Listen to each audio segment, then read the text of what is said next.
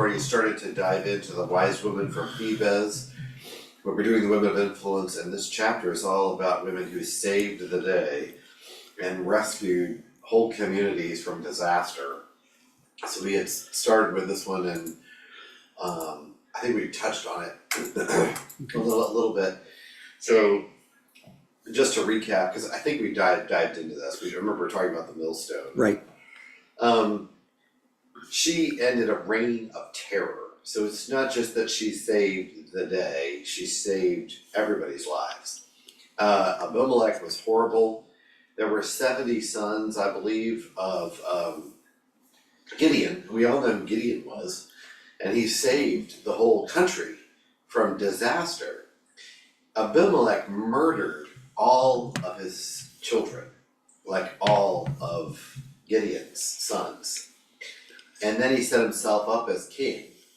The town before Thebez is an absolutely devastating account, and I believe it's probably 8 and 9 of Judges.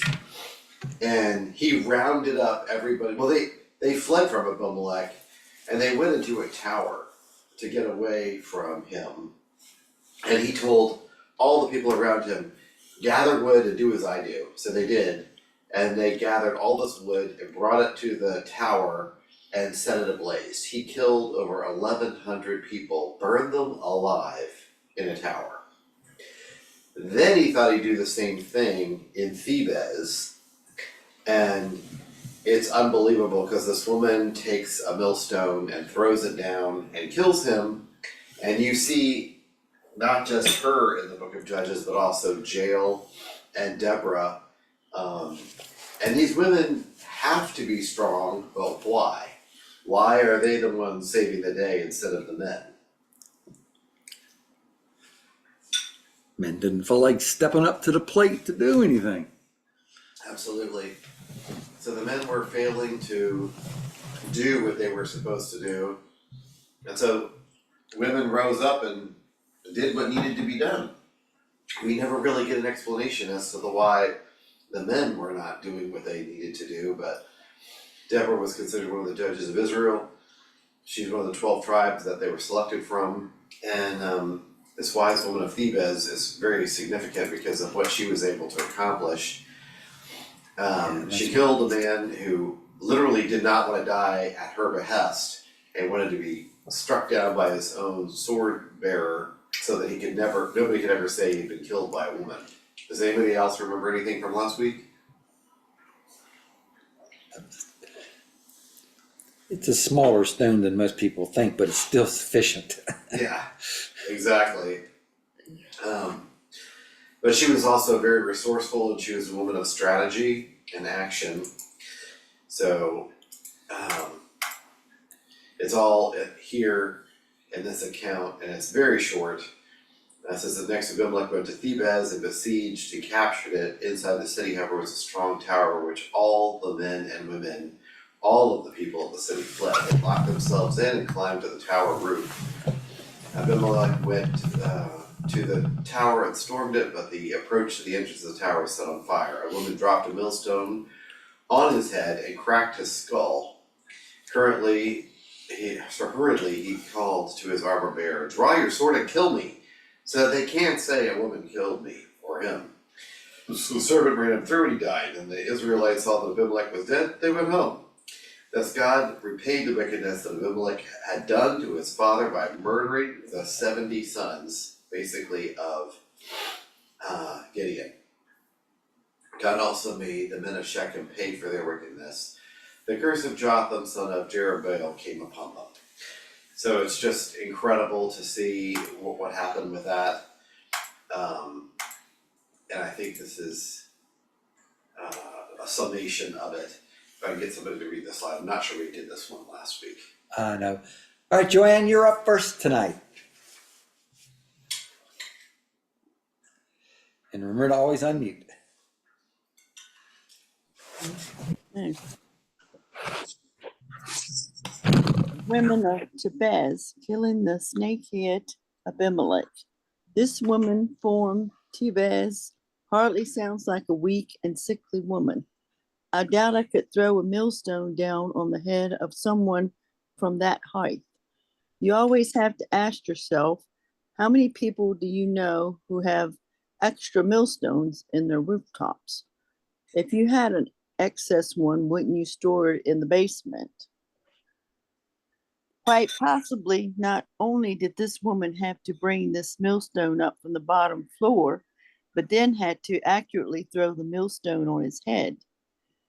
This after the men of the city failed to defend the city of Thebez from Abimelech. She took matters into her own hands and went directly to Abimelech's head. Yep. So, in a parallel universe, Jael was given the ability to kill Sisera with a tent peg. This woman was able to kill a usurper with a millstone. So, it's really intriguing how resourceful these women were, courageous, unafraid to take control and do what needed to be done. And I think it's good to study these women because I think the society and what we've been through is going to require the same thing of women today. So anyway, the next one is the wise woman from Abel Beth Maacah. And I love the story because it's humorous to me for several reasons. So, give me the backstory. Does anybody know how this woman who's obscure comes on the scene at all? It's during the time of David. There's a problem in the country. There's a usurper, somebody who's trying to overthrow, and he has a name. Does anybody know who we're after here? I don't remember. I'm not remembering very well tonight. It's okay. That's all right. No, it was the guy, the son of Bichri. I thought it was Bichri. Actually, it's the son of Bichri, and he was a usurper. And so basically, Joab went on a nationwide hunt, a manhunt, to find this guy, and they found him in Abel Beth Maacah. So before he does anything or talks to anyone, he builds all these siege works up against the city. So this is the best I could do with AI to try to create the scene for you. And I tried 4 or 5 times, but it would have been, that valley would have been absolutely covered with army personnel building a siege ramp and fortifications to stop it. And the woman, there only would have been one of them on the wall, but anyway, we'll get to it. So, can I get a reader for this slide? Because when this happens, nobody's been consulted. And it's in 2 Samuel chapter 20. And she stops the whole war just by interceding with Joab. Who's our next reader? Patsy, you're up, please. 2 Samuel 20:14. Sheba passed through all the tribes of Israel to Abel Beth Maacah and through the entire region of wait a minute, it's small. Let me make it bigger. Baritis, and gathered together and followed him. All the troops with Joab came and besieged Sheba and Abel Beth Maacah. They built a siege ramp to the city and stood it against the outer fortifications. While they were battering the wall to bring it down, a wise woman called from the city, "Listen, listen, tell Joab to come here so I can speak to him." He went toward her and she asked, "Are you Joab?" "I am," he answered. She said, "Listen to what your servant has to say." Okay, so do you get the crescendo here? Like, so Sheba, son of Bichri, was the guy they were after. He's been all over the place, and he hides out in Abel Beth Maacah. And they all gather around him, those are supplied. So Joab, the commander of the army under King David, with all of his troops. they immediately just besiege the city. They don't ask anybody, as far as I can tell. They don't negotiate. And they're building siege ramps. I mean, this is what they did in Masada. This is what they did in other places. You take all the earth around a city and you make a ramp. And they didn't have wheelbarrows, they didn't have shovels like we do. It's just a huge undertaking to do this. And while all this chaos is going on, once they build a ramp, then they're using a battering ram to smash the wall through. I'm like, all this chaos against the city, and nobody's talked to a soul. So this very wise woman, and I love it because I just think it's so funny, she's like, listen, I want to talk to Joab. Is he here? He's like, yeah, what do you want? He's like, listen to what I have to say. So this is the rest of it, and I just laugh my head off every time. She's like, it's like a drive-through at McDonald's. What's your order? And he's like, I want a Big Mac and fries. Hold on, I'll throw it over the wall. And it's exactly what happens. She cuts off the head of Bickery and throws it over the wall and saves the city. So this is another AI gone wrong because they would not have stood Whoa. next to each other. Anyway.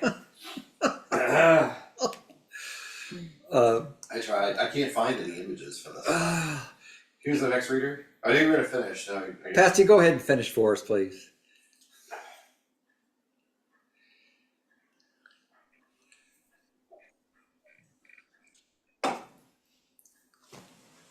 I'm listening, he said.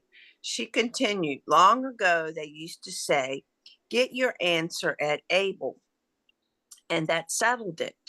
We are the peaceful and faithful in Israel. We are trying to destroy us. You are trying to destroy a city that is a mother in Israel. Why do you want to swallow up the Lord's inheritance? Far be it from me, Joab replied. Far be it from me to swallow up or destroy. That is not the case. A man named Sheba, son of Bikari, from the hill country of Ephraim, has lifted up his hand against the king, against David. Hand over this one man, and I'll withdraw from the city.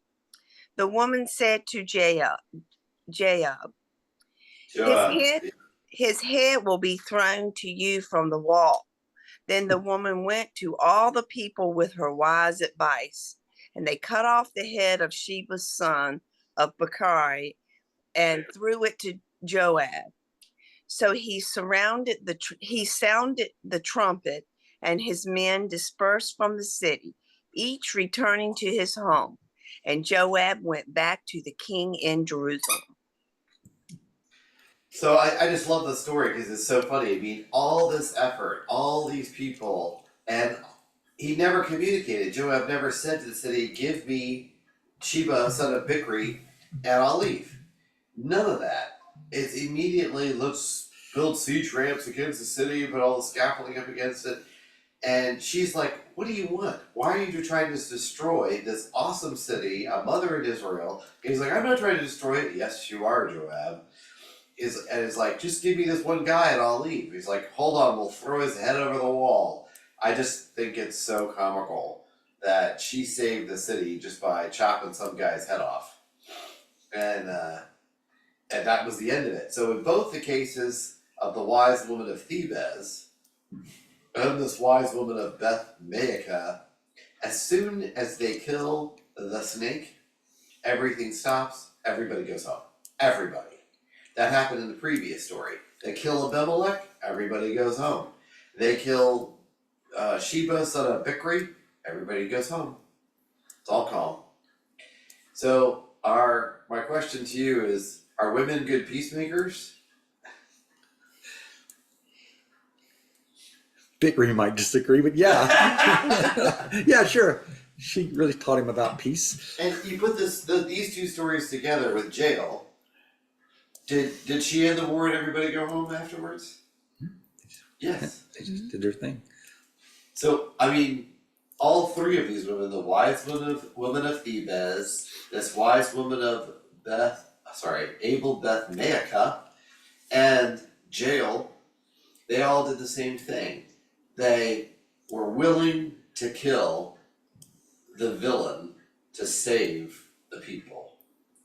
And their courage is incredible, all three of them. One with a millstone, one with a tent peg, and one by guillotine. They took care of business and the whole war stopped.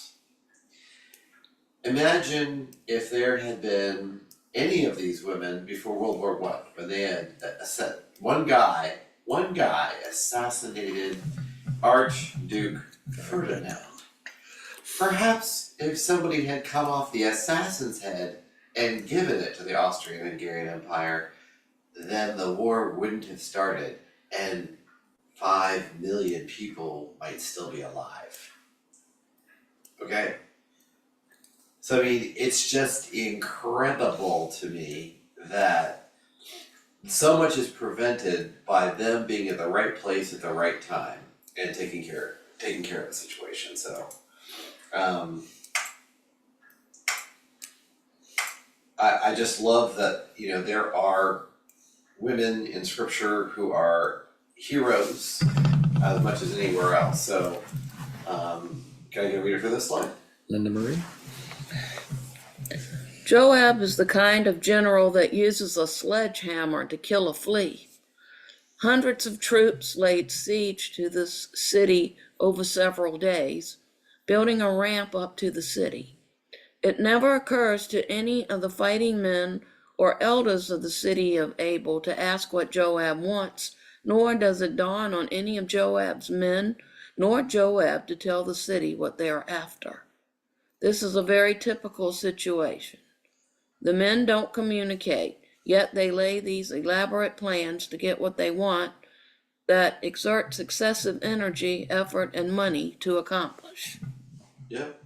And she cut through it all. I mean, to me, it's shame on Joab and all the troops under him, and shame on the elders or leaders of Abel Beth Maacah, because they didn't do anything to stop this or even communicate what was going on.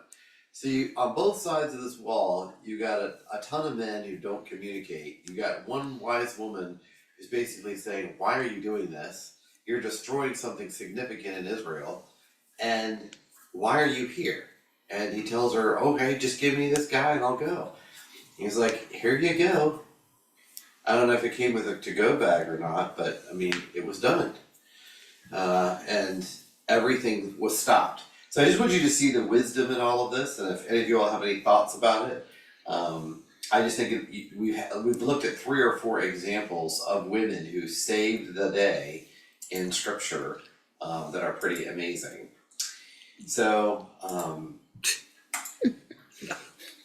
yeah, this is another AI one I created. Because it was like, there's not enough troops outside, make more troops. And then they aged the woman like 500 years. Anyway, it's your reading, Walter? Yes, it's my turn to read. Do you like the image? I worked hard on it. As a computer specialist, I'll leak my opinion to myself. Okay, fine. There wasn't, and when I do Google searches for these, I couldn't find anything on a wise woman from Abel Beth Maacah. Yeah, she just kept a low profile. Yeah. The wise woman of Abel Beth Maacah. It isn't until Joab and his men are banging on the city walls of Abel that the wise woman had enough and speaks for everyone in the city.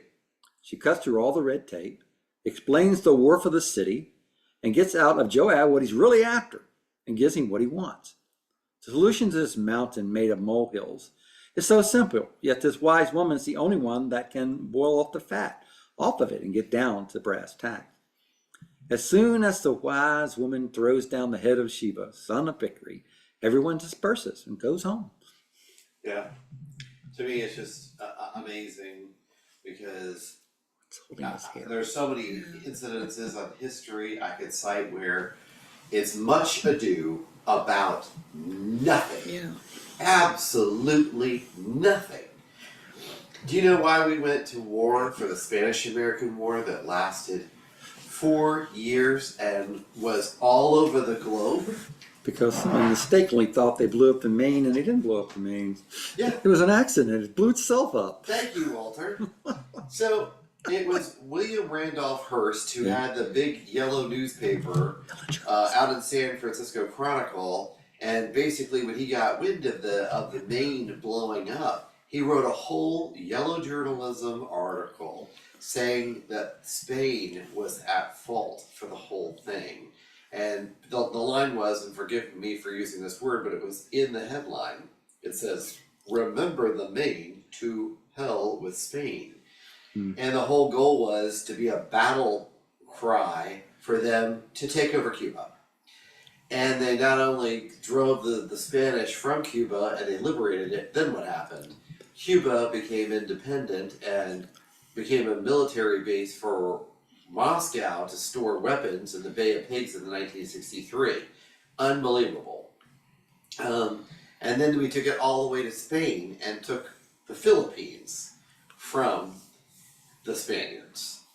So, and it cost thousands and thousands of lives, and which is crazy, all because that happened. Now, so it wasn't until 1976 National Geographic had reported about I think it was Noah, went down there and found that the USS Maine had a dinner party that evening, and the Spanish were invited on board.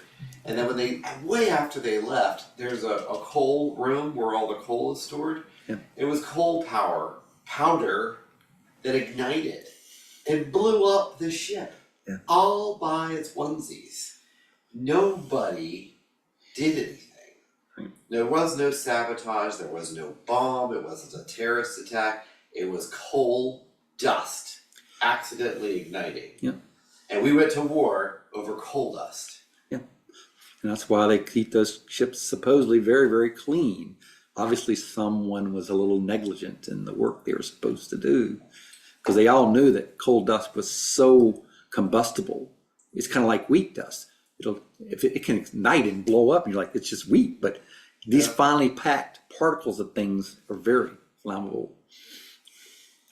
So, in all those cases, these are wars that were major wars caused by nothing.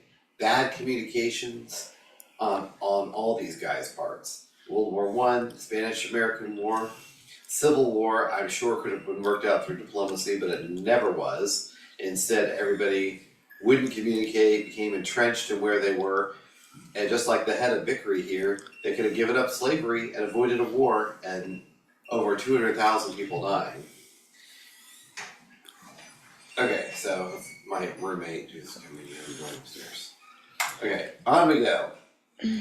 So now we're going to talk about the judge, Deborah, who also saved the day, like so many of these other people, which is it's an incredible story. So, so she was a strong woman among weak men, and we see this over and over again during the time of war, also during the time when they were coming up against their enemies. And Barak was supposed to take a lead, and he wouldn't do it, so the honor was given to Jael for killing Sisera. Who's our next reader? Joanne, we're back to you. Judges 4, Deborah. After Ehud died, the Israelites once again did evil in the eyes of the Lord. So the Lord sold them into the hands of Jabin, the king of Canaan, who reigned in Hazor. The commander of his army was Sisera, who lived in Harosheth, Agorim, because he had 900 iron chariots and had cruelly oppressed the Israelites for 20 years. They cried to the Lord for help. Deborah, a prophetess, the wife of Lepidus, was leading Israel at the time. She held court under the palm of Deborah between Raymond and Bethel in the hill country of Ephraim. And the Israelites came to her to have their disputes decided. She sent for Barak, son of Abiram, from Kadesh in Naphtali, and said to him, the Lord, the God of Israel, commands you, go, take with you 10,000 men of Naphtali and Zebulun and lead the way to Mount Tabor.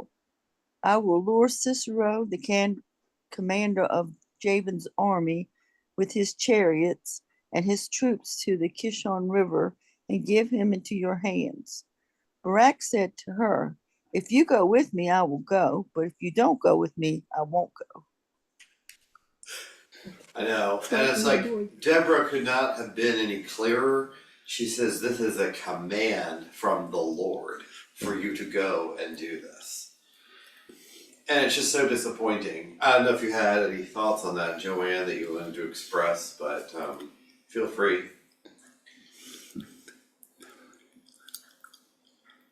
Can you hear me, Joanne? Yeah. Yeah. Because remember, you're muted at the moment. Or Patsy, or anybody else? Okay, we'll continue on. There's not many other else there. I know, there's only two people there. So this is the rest of it about Deborah and what happens. Can I get another reader? Yes, Patsy, your turn. It's a sister's class tonight. Oh no. Yeah. Very well, Deborah said, I will go with you, but because of the way you are going about this, the honor will not be yours, for the Lord will hand Sisera over to a woman. So Deborah went with Barak to Kadesh, where he summoned Zebulun and Naphtali. 10,000 men followed him, and Deborah also went with him. Now Heber the Kenite had left the other Kenites and descendants of Hobab, Moses' brother-in-law, and pitched his tent by the great tree of Zaanaim near Kadesh. When they told Sisera that Barak, the son of Abinan, had gone to Mount Tabor, Sisera gathered together his 900 iron chariots and all the men with him from Horus Gahagim to the Kishon River. Then Deborah said to Barak, go, this is the day that the Lord has given Sisera into your hands. Has not the Lord gone ahead of you? So Barak went down Mount Tabor, followed by 10,000 men. At Barak's advance, the Lord routed Sisera and all his chariots and army by the sword, and Sisera abandoned his chariot and fled on foot. But Barak pursued the chariots and army as far as Harshath Haganum, and the troops of Sisera fell by the sword. Not a man was left. Sisera, however, fled on foot to the tent of Jael, the wife of Heber the Kenite, because they were friendly relatives between Jabin, king of Hazor, and the clan of Heber the Kenite. Great, thank you so much. So they go into battle, and Deborah warns them, she's like, because you're going about this the way that you are, none of the glory is going to be yours. You can defeat Sisera's army, but the glory of killing Sisera will go to a woman. And it's really astounding that he doesn't go, oh no, don't come with me, I'll go by myself anyway, see ya. None of that happens. So I'll go. I should have read that slide because it's got so many complicated words. Do you want me to just do this one, or do you want somebody to actually do it? Huh? We'll wait for it to get there. Boy, is this Lily, you can do it. Yeah, I can read that. Deborah truly fits the axiom of where you find exceptionally strong women, you can also find weak men. Deborah was not only a prophetess in her lifetime, but a judge and commander-in-chief of the people of Israel. As such, she had a tremendous impact on the society of Israel during one of the darkest times in their history. It is strongly implied by Deborah's words that she has contempt for Barak because she is trying to influence him to stand up and take charge, and he still refuses to do so without her, so the honor that could be his is given to Jael. Deborah could easily be cited as an example of someone who took control and governed directly, yet more to the point, no man was doing the job, so she stepped up to the plate in faith. Very good, thank you. So Deborah did do an astounding job. She tried to influence Barak several times.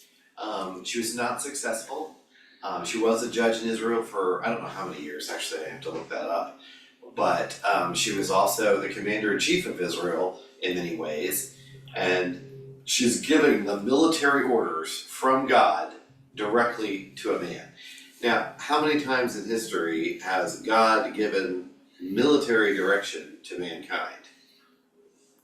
He did for David. Yeah, he did a lot for David. Did a lot for David. And Solomon, I think. Yep, and he did it for King Jehoshaphat. In, I think it's chapter 22, and he says, go, but he didn't even have to do anything. He just went out, they sang, and then they found 3 days worth of spoil. So it's pretty amazing that this opportunity is so lost. God's giving the direction to go to battle, like he did to Gideon, like he probably did with Samson and others. And he's like, no, I'm not going to do it unless you go. And it's just, it feels so awful to just hear this limp rag do this. So we're going to finish tonight with a wise woman from Tekoa who won a king's heart.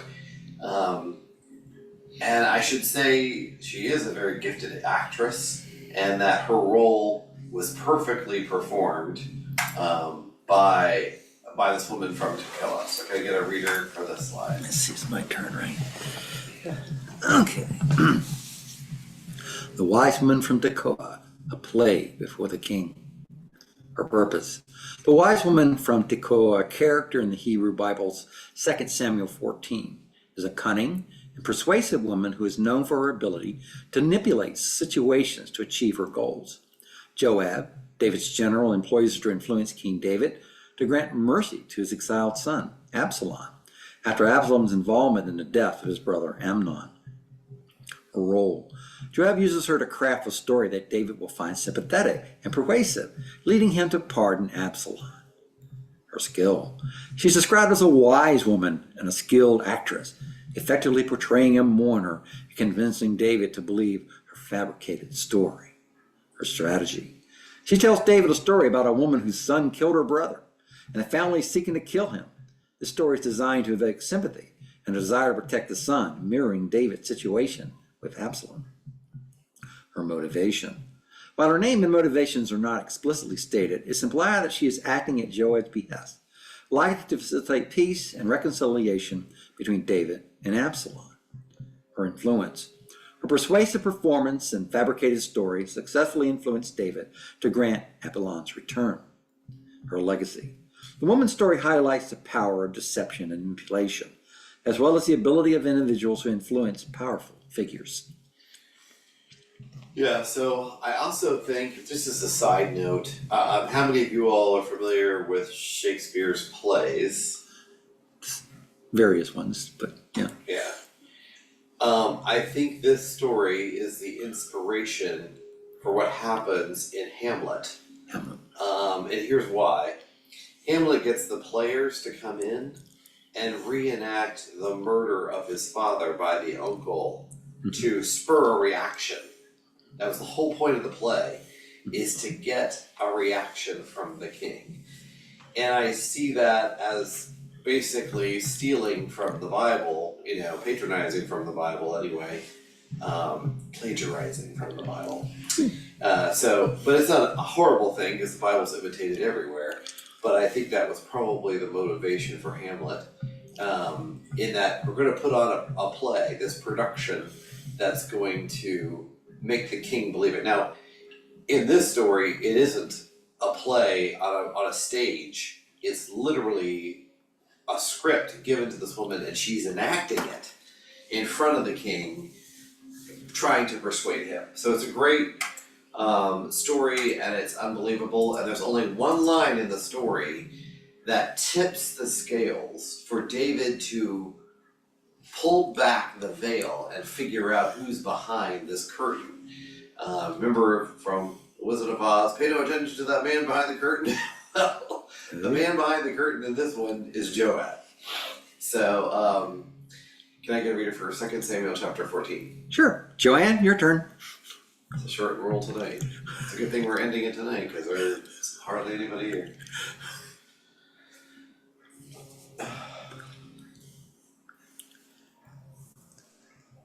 There she goes. Second Yep. Samuel. Absalom returns to Jerusalem. Joab, son of Zerah, knew that the king's heart longed for Absalom. So Joab sent someone to Tekoa and had a wise woman brought from there. He said to her, pretend you are in mourning, dress in mourning clothes, and don't use any cosmetic lotions. Act like a woman who has spent many days grieving for the dead. Then go to the king and speak these words to him. And Joab put the words in her mouth. When the woman from Tekoa went to the king, she fell with her face to the ground to pay him honor. And she said, help me, O king. The king asked her, what is troubling you? She said, I am indeed a widow. My husband is dead. I, your servant, had 2 sons. They got into a fight with each other in the field, and no one was there to separate them. One struck the other and killed him. Okay, so Walter's having some problems with the story already. What's the matter, Walter? He's starting to tell the story of Cain and Abel to him. Like, okay. That's what I thought, Cain and Abel. Oh, that's cool. I didn't know you were thinking that. It didn't even occur to me. That's great. Like, I like that. original script. So when we go out on stage, what do people typically do?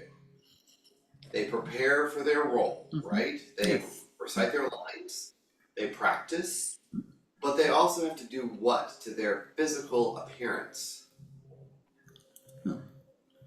They adapt it for the role you're going to play. Right. So if it calls for a beard, you're going to put on a fake beard. If it calls for being a monk, you're going to put on sackcloth and a rope. You know, you're dressing for the character you're about to portray. Now, your acting is the most important part, but the selling point, just like Jacob deceiving his father that he was really Esau, is you have to wear the costume, right? So, what are Joab's instructions for her? In verse 2, it's right here on the page. It's an open book test. Don't put any makeup on. Yep. Don't put any makeup on and do what else? Pretend you're in mourning. And what should she wear? Oh, the mourning clothes. Which all, would be? like the black stuff and the Sackcloth or Right, veils and black and, you know, all of it's going to be black. Yeah, So she's not looking like she's going shopping on Saks Fifth Avenue. Yeah. She's going to be very drab, and she's going to be a woman who looks like she's been mourning for a long time. That's what she's told. Many days grieving for the dead. So she wants her to look forlorn, exhausted, crestfallen, all those adjectives. So she's to prepare her face, her mind, her voice. You know, it wasn't going to be a sing-songy voice, it was going to be a voice of despair. Somebody who's on the very edge. So that's why I just think it's so amazing.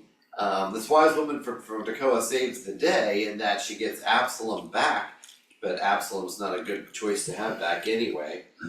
But everything's being set by Joab to do what? To deceive the king. Yeah, take the king. And he's the commander of the army. Yep. If the Secretary of Defense deliberately tried to deceive the president, what would you think? Treason. Treason. Yeah, there'd be the CIA would be all over that. The Secret Service would be all over that. That's who would be. FBI would be all over that. It'd be a mess. But he's setting up a perfect trap for him to fall into. So and why couldn't Joab do this himself? Oh man. Well, how many people love David? Yeah. Yeah. all I would just say of the sons of Zeruiah, there were three: Abishai, Shimei, is it Shimei? Shimei. Maybe, and Joab.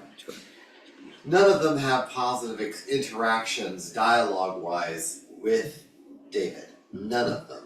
Every time there's an interaction, he says one line: "What do we have in common with each other, you sons of Zeruiah? You're too fierce for me." Yeah. And for David to say that his nephews, all three of them, are too fierce for him is shocking. So he's got to present the softer side, which Joab definitely does not have. So he brings this wise woman from Tekoa to be a star actress before a king. And she tells him this narrative that two of you picked up on better than me, that this is the story of Cain and Abel, right here. Alright, so we'll continue on.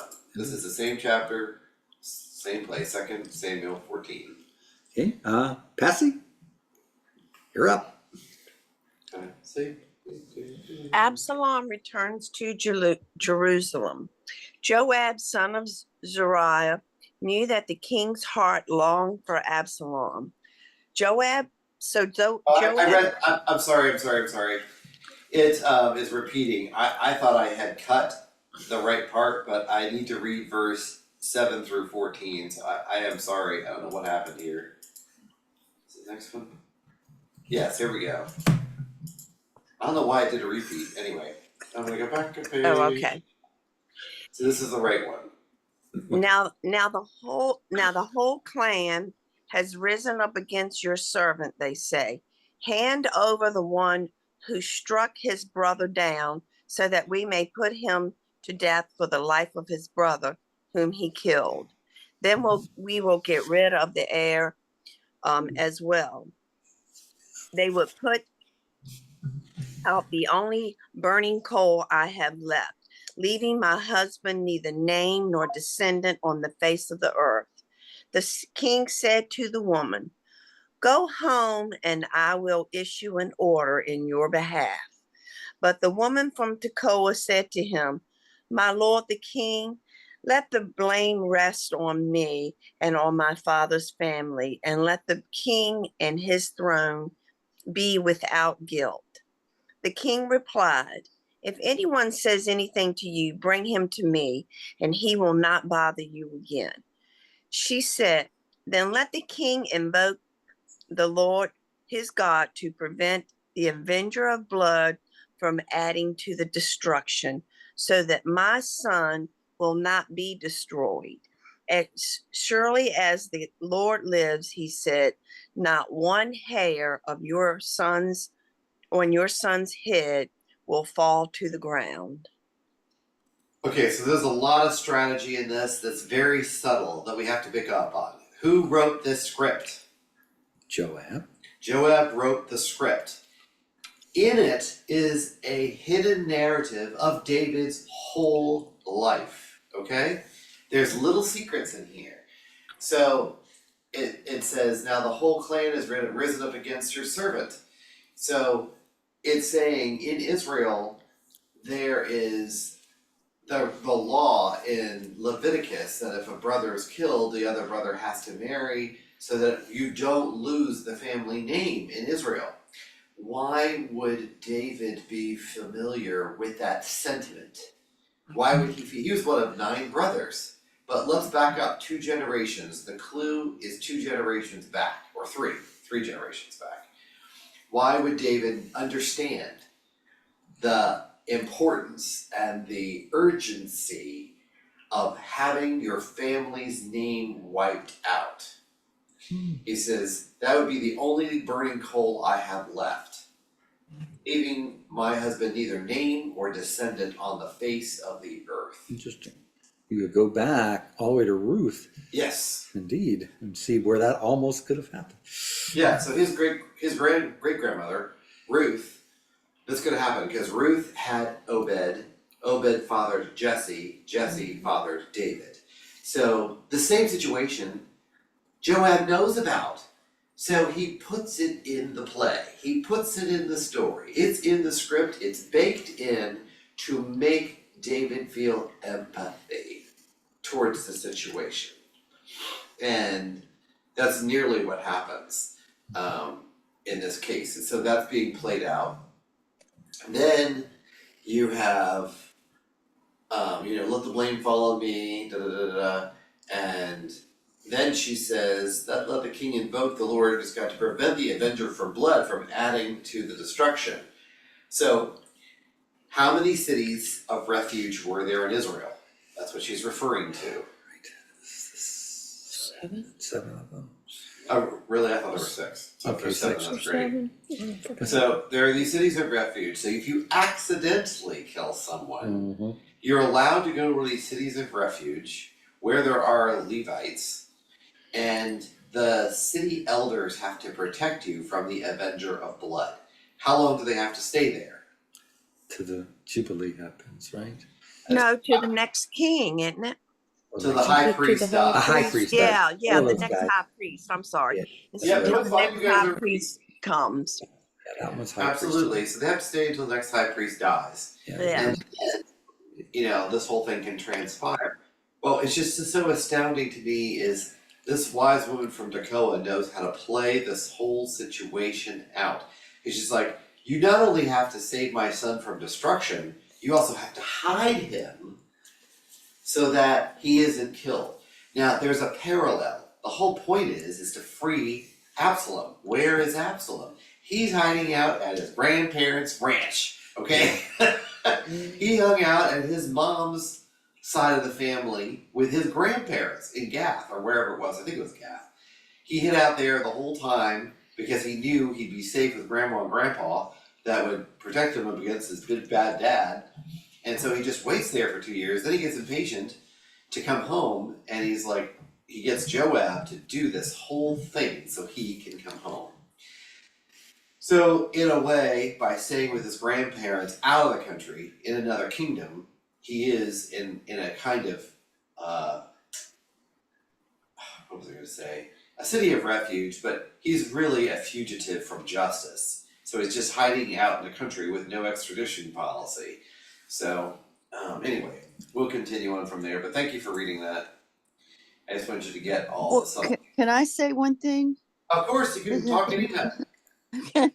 Well, did not Absalom get his hair caught in the tree? Wasn't that his undoing? No, this is before he comes back. So he had killed Amnon because of raping his sister Tamar.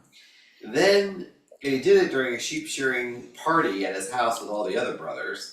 And then he fled to I think it was the king of Gath, or Gerar. Maybe it was Gerar. It was where his grandparents lived, on his mom's But side. I mean, eventually he was caught by his hair in the tree. Yeah, right? so what happens after this is he gets restored to King David, and then he's back in the palace, he's back in the good graces.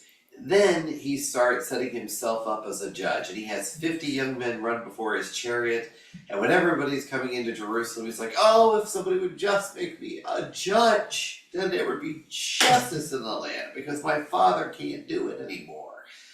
And so eventually, he's doing this day after day, and anytime anybody comes to the city for justice, he takes the man who's coming up for justice and kisses him on both sides of his face, and it says he won the hearts of all the men of Israel because he was so diplomatic and demonstrative. And then he decides to take over his father's kingdom, and he gets a high priest, and he gets all the right people to support him, including Joab, the commander of the army. I think, was that right? I think so. Anyway, no, it isn't Joab, it's somebody else. Anyway, to proclaim him king, and then Joab goes after him, and when that happens, he divides the army into 3 different groups, and one man sees that Absalom fleeing had ridden his donkey and gotten his hair caught in the branches of a tree. And remember, his beauty was unbelievable. His hair weighed 35 pounds when he cut it once a year. That was long. And he could have done shampoo commercials, but that never happened because he got caught in a tree. And then Joab comes and stabs him through the heart with a spear 3 different times. He always calls me. Anyway. Anyway, so This is here. the basic thing is that out of all of this, Joab was killed, then thrown into a valley covered with rocks, and he was gone. And then everybody had been sworn by the king not to kill Absalom, just to bring him back. And Joab absolutely refused. He was like, he's dead. Dead to me, dead to his father, dead to everybody after this. And so he kills him. So it's pretty unbelievable, because that was when David had to flee from Israel before that, and Absalom, who killed Amnon for raping his sister, he does even 10 times worse to his father, literally. He rapes the 10 concubines of David on the rooftops of Jerusalem at, not Hushai, but Ahithophel's advice. And just unbelievable. It just makes you sick. So this is our final slide, and then we're wrapping up. This is it. This is the end of it for the year until September. It's your turn. I can do it if you want me to. If you're too tired, it's up to you. Do you feel like reading it? I don't care. Okay. But why would Joab, such a cunning and wise man as he was, need a woman to undertake the script and play it out? Why would not he himself approach the king with this question? There are many aspects to David's own life to tell us why he had this particular inspiration. 1, Abigail had saved him from taking revenge on the household of Nabal, so Joab knew that a woman's influence would be the greatest over David. 2, David made the performance of his life as a madman at the gate of the palace of King Achish, king of Gath, in 1 Samuel 21, so he knew, since David himself used this method to save his own life before the king, what would be so wrong in doing it to save the king's son Absalom. 3, Nathan the prophet, after David's adultery with Bathsheba and murder of Uriah, told David a parable about sheep to help David come to the right decision. Once again, Joab would use a similar story to bring about David's right verdict and then reveal the hidden truth. Joab's wise play worked, and the son was reunited and reconciled to his father. This was short-lived, however. After waiting 2 years, once living in Jerusalem, he burned down Joab's barley fields to get him to take him to the king. Then the very next chapter, Absalom plots an insurrection over his father to seize the throne and proclaim himself king. In chapter 18, Joab gets his revenge when David's men fights Absalom's and stabs him with a javelin after he is caught in a tree by his hair, overriding David's strict order not to kill Absalom. Yeah, so pretty amazing what this wise woman from Tekoa does. She's a success. Joab is not a success. Absalom is not a success, and it's just kind of a giant mess. So for all of us, when we're looking at these wise women who saved the day, all of the women had tremendous courage and took a stand immediately when the crisis arose. Good night. I'm sorry, guys. Good night. These were all opportunities that exhibited themselves in their lives, and they grabbed a hold of them immediately and did not wait to procrastinate or take action. In each of your lives, there are thousands of opportunities that come to you daily before you act to influence to save the day. Are you ready for the next mission for the Lord?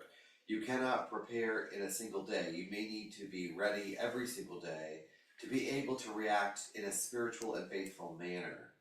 Brainstorm on how you might be a Deborah or a Jael in your own households. Perhaps you might, if the Spirit moves you, want to reach down to the 10-peg and hammer and nail down that television because of its influence on the family and the world, and not just towards the Lord. So there's lots of things we can do to be decisive, to be courageous, take action, and save the day. So that's it for tonight, for the week, for the month, for the year.